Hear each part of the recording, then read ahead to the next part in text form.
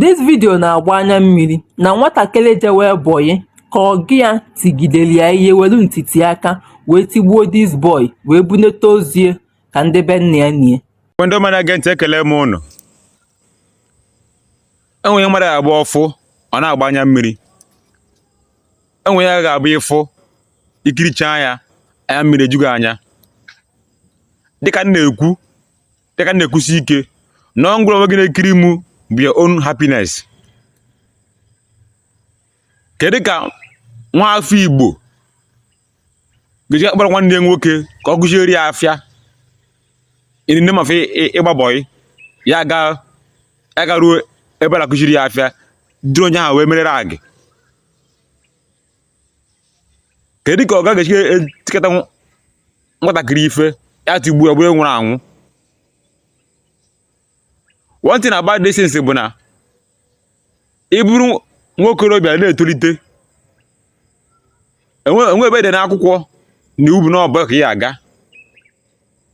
Enwere other things ị ga-eme kama na-emere nke ọjọọ ya. Eziokwu na enwe ndị abịa ịsa avụọ gị mee ha enjoy as ọga ha bụ.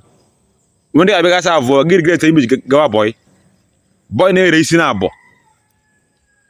Nwatakịrị nwoke anụ a ọ ga ya ji aka wee tigbuo gịdị fe akọrọ chie, and blame na-agara parents mụrụ nwatakịrị nwoke ahụ, maka na a na-akọwa na the boy na-ejitere nne na nna ya oji ka a bịa kpọpụ ya n'aka nwoke ahụ but due to inferiority complex, due to the kind of mindset a nwere n'Africa,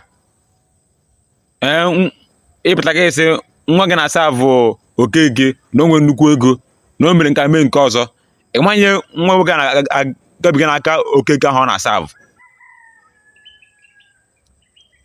A wee hapụ nwa dị otu anụ ya nwa n'aka ọga. Kịta na-ebutara ya na lie na nke aga parents mụrụ ya a na-akwa arịrị. Before ị kpọrọ nwa gị kpọghị mmadụ, leruo anya ọfụma ma ọ dịrị mma ị na-akpọghị nwa gị ọ bụ onye nwere obi mmadụ. Maka na abịa gbasara ije bọyị ọ imite ezigbo mmadụ nwere understanding, mmadụ na ọ yara mmadụ bi nwoke obi mmadụ. Maka ụfọdụ ndị mmadụ dị wicked to an extent that na enwefe ji mmadụ kpọrọ ha bịa ha na-emegasi mmasị fa.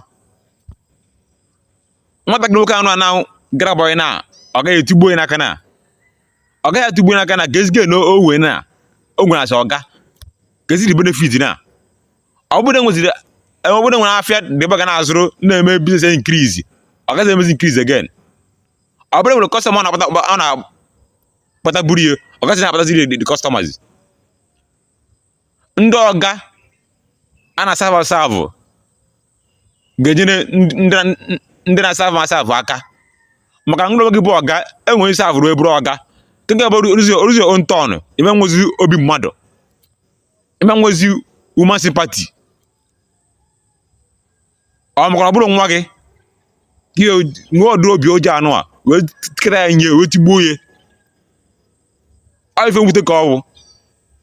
Biko ni nne na nna ikwu na ibe inwe nwa onye chọrọ ịgbagara bọyị, leruo anya ọfụma ma ọ dị mma ị na-akpọ ya asị nwa bọyị. Maka na ụwa these days people no longer care about their fellow human being, they only care about themselves. So ihe ọbụla nke ị na-eme uche ga-adị ya. Mara onye na-akpọ nwa gị ọ bụ asị gị na onye abikotonu onye abikemerum ọ na-eme ọfụma ọ na-eme nke a mee nke ọzọ, ka maka onye ahụ na onwe ya ọ dịrị obi o nwere asị nna ya hụ ejeghị gị onye ahụ mara ọdịrị obi o nwere, ma nwa gị ga ebe ahụ ọ ga na okwu ebe ahụ nwa gị ga ebe ahụ ọ gaghị emege understand ya na ebi nwe n'udo. Biko ni ụta ka ọ ha m n'ọnụ efufere na ọtụsara mgbe goruo ọ bụ n'aka. Daalụnụ.